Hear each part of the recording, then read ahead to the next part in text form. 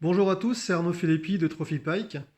Aujourd'hui, je vous fais une vidéo pour savoir comment utiliser et choisir les couleurs des Lotzia en fonction de la qualité de l'eau, c'est-à-dire sa transparence ou sa turbidité et l'ensoleillement qu'on a en action de pêche. Alors devant nous, on a les Lotzia que j'utiliserai par temps de soleil.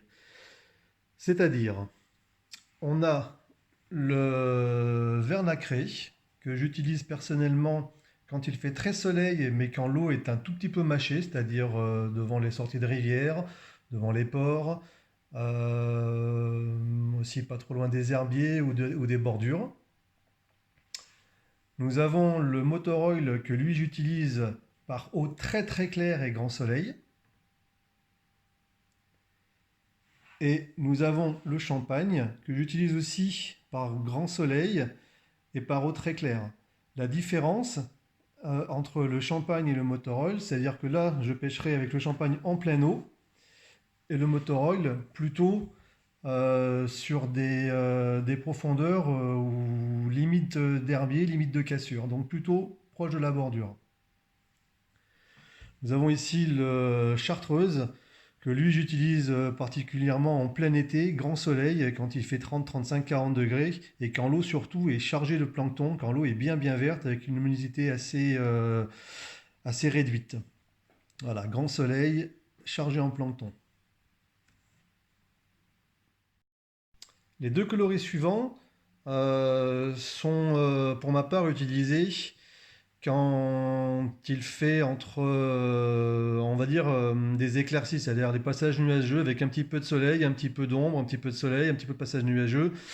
C'est quand même par beau temps, hein, faut pas, c'est pas non plus la pluie. Donc le tequila, lui, j'utilise dans ces conditions-là, mais avec de l'eau chargée, de l'eau teintée, hein, de l'eau sale. Et le bleu nacré, j'utilise par eau claire, tout simplement. Voilà. Passons maintenant à cette série. Là, nous avons les deux phosphos, phospho bleu, phospho vert, et puis l'argenté. Alors, l'argenté, j'utilise principalement de toute façon, ces trois couleurs-là, j'utilise quand il fait sombre, hein, quand il pleut, quand il fait gris, voire très très gris. L'argenté, justement, j'utilise un petit peu comme 4-4 dans toutes ces situations. Le fait qu'il ait beaucoup de paillettes va permettre une réfraction de la lumière beaucoup plus facilement. Et les phosphos, eux, je les utilise quand il fait très très sombre ou quand je veux pêcher très très profond ou alors tôt le matin, tard le soir. Indifféremment au niveau des coloris vert ou bleu, ça c'est- c'est pas tellement prédominant. C'est le pêcheur qui va permettre de choisir entre le vert ou le bleu, sachant que le bleu phospho, c'est quelque chose qui n'existe pas, hormis chez nous. Voilà. Passons maintenant au Fire Tiger. Alors, c'est un coloris qui est un petit peu le 4-4. Moi, ça me permet de pêcher toute l'année dans n'importe quelle condition, que ce soit grand soleil, en hiver, en été, au printemps, en automne, que ce soit dans des faibles profondeurs, au milieu des herbiers, aux abords des cassures, ou très profond.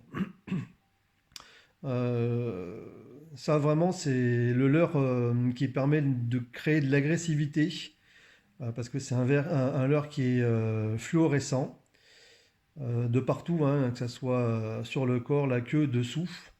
Et étant donné qu'il est séquencé en plus, j'en parlerai tout à l'heure, ça décuple l'agressivité. Après avoir parlé des couleurs et de leur utilisation, je vais vous parler maintenant du séquençage. Ce que j'appelle moi le séquençage. Toutes les marques ont un Fire Tiger, toutes les marques séquencent leur Fire Tiger avec des dents, des pointes, pour casser les couleurs. Alors je ne sais pas si c'est vraiment le mot à utiliser, le séquençage, moi ça me plaît bien, donc voilà. Surtout que quand on parle d'astronomie, le séquençage de la lumière existe vraiment et ça se rapporte un petit peu à dont je vais vous parler. Donc, nous on a choisi chez Trophy Pike de séquencer toutes nos couleurs. Tout simplement pourquoi? Parce que Le brochet, lui, ce qu'il va voir, il voit pas les couleurs comme nous les êtres humains, il voit des températures de couleurs. Donc lui, ce qu'il va voir là, il va voir fluo, noir, fluo, noir, fluo, noir, fluo. Et ça va l'agresser. Ça va lui faire changer de comportement, même s'il est apathie, il bouge pas au fond de l'eau, ça va l'énerver. De même pour le phospho ici, là il va voir phospho noir, phospho noir, phospho noir. Et ça, je peux vous dire que ça va l'énerver. C'est un peu comme nous, quand on prend des appels de phare dans la figure, ça nous brûle les yeux, ça nous énerve un petit peu. Là, ça va être pareil. Tous les coloris de la gamme, pas que les 5 qui sont présentés ici, mais tous les coloris de la gamme ont ce séquençage. Là, j'ai mis les 5 ici tout simplement parce que bah, là, on a donc un phospho, un fluo. Là, on a quelque chose qui est très transparent. Donc, le poisson, lui, va avoir transparence opaque, transparence opaque, transparence opaque. Là, on a un leurre qui est très, très, très pailleté. Donc, il va avoir reflet de lumière avec les paillettes noires, reflet de lumière noir, reflet de lumière noir, reflet de lumière. Et pareil pour le chartreuse, hein, fluo, noir, fluo, noir, fluo, noir.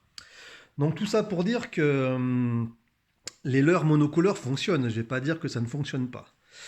Je parle uniquement de récupération linéaire. Je ne parle pas d'autre chose. Ça fonctionne, mais sur des poissons moyens. Les gros poissons, les grands poissons qui ont de l'âge, hein, une bonne dizaine d'années, voire plus, eux, ils en ont vu passer, on va dire, de toutes les couleurs. Et justement, ce qui les agresse, ce qui fait qu'ils vont devenir violents, c'est le séquençage des couleurs. Ça, c'est l'expérience que je retiens depuis mes plus de 15 ans de guidage à pêcher le brochet.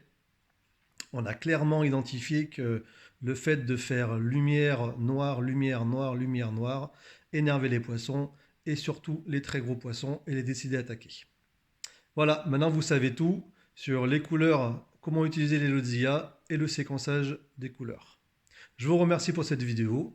N'oubliez pas que tous ces leurres sont en vente dans les magasins via mon réseau de distribution commerciale avec mes agents commerciaux, dans quelques sites web en France, sur mon site d'usine en France qui permet de régulariser les prix, et aussi en Belgique et en Suisse. Je vous remercie et à la prochaine.